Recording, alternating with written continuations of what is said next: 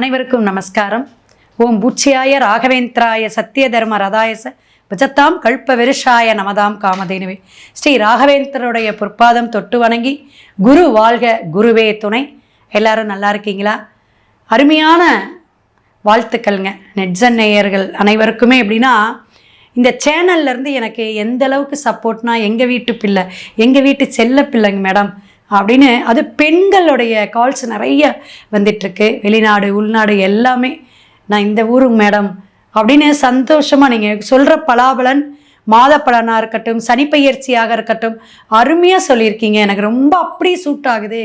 நீங்கள் சொன்ன மாதிரி எனக்கு மேரேஜ் ஆச்சுங்க மேடம், எனக்கு நீங்கள் சொன்ன மாதிரி எனக்கு ஒரு குழந்தை வந்து இப்போ நான் பேபி இதாக இருக்குன்னு சொல்லும்போது எனக்கு ரொம்ப சந்தோஷமாக இருக்குங்க. ஒன்றுமே இல்லைங்க, கோச்சார கிரகம் வந்து எந்தெந்த இடத்துல வந்துங்க பெயருதோ அதை வச்சு தான் நம்ம சொல்கிறோம். 12 கட்டம் தானே, 9 கிரகங்களுடைய ஆளுமையும் ஆட்சியும் அந்த கிரகத்துடைய அமைப்பில் அந்த பாவகத்தில் போய் உட்காருது.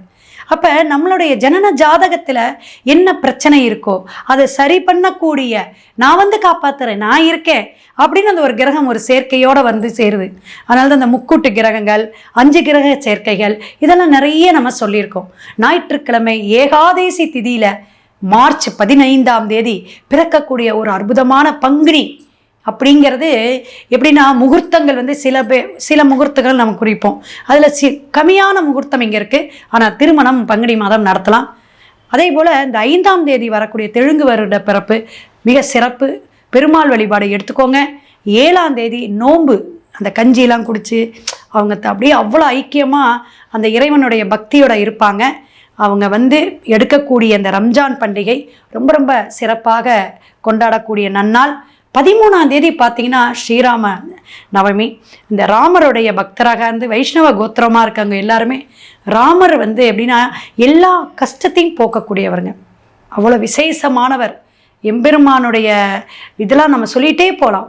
அப்போ அயோத்தியாவில் பார்த்தீங்கன்னா இன்றைக்கும் வந்து வில்லேந்திய ராமராக அங்கே நிற்கக்கூடிய அற்புதமான விஷயங்கள். நம்மளுடைய கலியுகத்தில் இருக்கக்கூடிய கர்ம வினையை நீக்க வந்த ஒரு தெய்வம் எதுனா கிருஷ்ணராகவும் ஒவ்வொரு அவதாரமாக எடுத்த ஸ்ரீராமரும் நமக்கு வந்து அத்தனை விஷயத்தை நமக்கு அன்றைக்கு நம்ம வழிபாடு எடுக்கக்கூடிய முறைகள் நிறைய இருக்குது.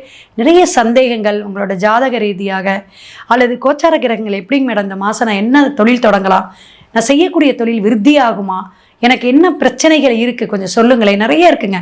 முடக்கு, சந்திராஷ்டமம் எடுக்கிறது விஷயம் இருக்குது, நம்மளுடைய பாகை எந்த இடத்துல இருக்குது, லக்ன புள்ளி எங்கே இருக்குது, இது மாதிரி ஒவ்வொரு விஷயமும் நம்ம துல்லியமாக ஆராய்ச்சி பண்ணி நம்ம உங்களுக்கு பலாபலன் சொல்லுவோம். ஒவ்வொரு ராசிக்குள்ளும் இனிமே போகலாம். சிம்ம ராசி அருமை, நல்ல விஷயங்கள்லாம் சாதிக்கக்கூடிய முயற்சிக்கான விஷயத்துக்கெல்லாம் 11ஆம் இடத்துல குரு இருக்கிறார்.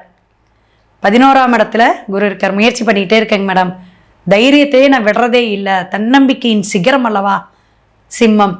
அப்போ அந்த நம்பிக்கைக்கு யாரை நம்புவாங்கன்னா, உங்களை ஃபஸ்ட்டு நம்புவீங்க. உண்டா இல்லைங்களா? நான் இப்படி தான் நடப்பேன், இப்படி தான் பேசுவேன், உனக்கு பழக இஷ்டம் இருந்தால் பழகு, இல்லாட்டி இங்கே ஒன்றும் யாரும் வருத்தப்பட போகிறதில்ல, நீ இல்லைன்னா இன்னொருத்தர் அப்படிங்கிற மாதிரி அந்த ஒரு கான்செப்டு. ஒரு டிரைவிங் பண்ணுறவங்களுக்கு என்ன வேணுங்க? கான்ஃபிடென்ட் வேணும். நான் ஹைவேஸாக இருந்தாலும் சரி, நம்ம சாதாரண கிராமத்தில் நிறைய ஸ்பீடு பிரேக் இருக்குது பார்த்தீங்களா, குண்டும் குழியும்பாங்க, அதெல்லாம் நான் ஓட்டுவேன். அந்த கான்ஃபிடென்ட் இருக்கணும். ஒருத்தரை முந்தி அடித்து கொண்டு போகிறத விட நம்ம நிதானமாக போனாலும் வேகமாக போனாலும் நான் விவேகத்தோடு இருப்பேங்கிறது சிம்மம் தான். அப்படியே இந்த கேது வந்து நிறைய விஷயங்களை சொல்லி கொடுத்துக்கிட்டே வருது.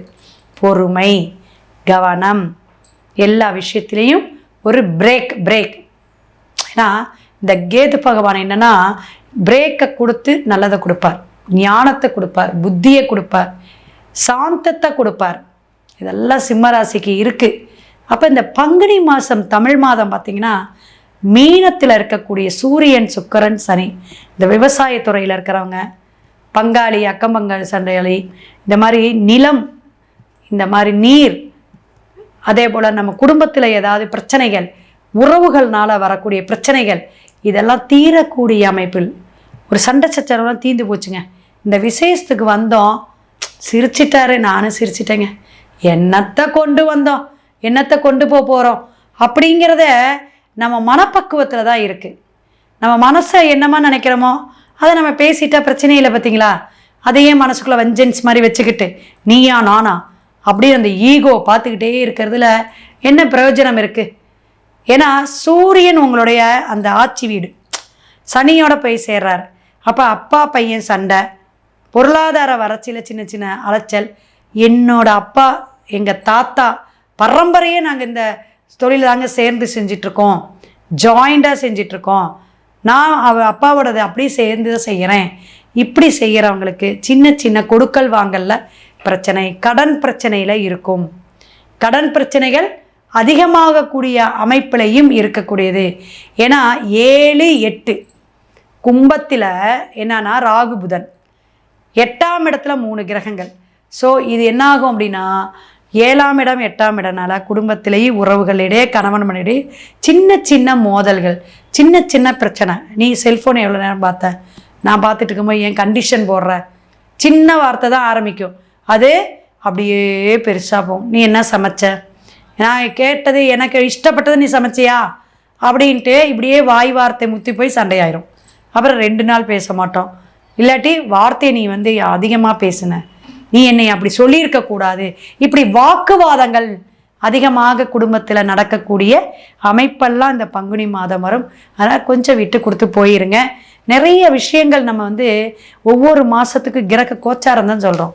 ஜனன ஜாதகத்தில் கிரகம் நல்லா இருந்து தசாபுத்தி நல்ல நிலையில இருந்து, அது இந்த நவாம்சம் தசாபுத்திநாதன் எங்கே இருக்குன்னு பார்க்கணும். நவாம்சத்தை போய் பார்க்கணும். அதுதான் நம்ம பின்னாடி யோகத்தை எப்படி கொடுக்கும், நமக்கு இப்போ நடக்கக்கூடிய வயதோட்டம் என்ன, இதெல்லாம் பார்க்கறதுக்கு நவாம்சத்தை நம்ம அப்படியே கால்குலேட் பண்ணணும். இங்கேயே நல்லா இருந்து அங்கே கெட்டு போச்சுன்னா, அங்கே நான் நீச்சமாக இங்கே உச்சமானா, இதுக்கெல்லாம் பலாபலன் ஒன்றுங்க. நிறைய விஷயங்கள் உண்டு.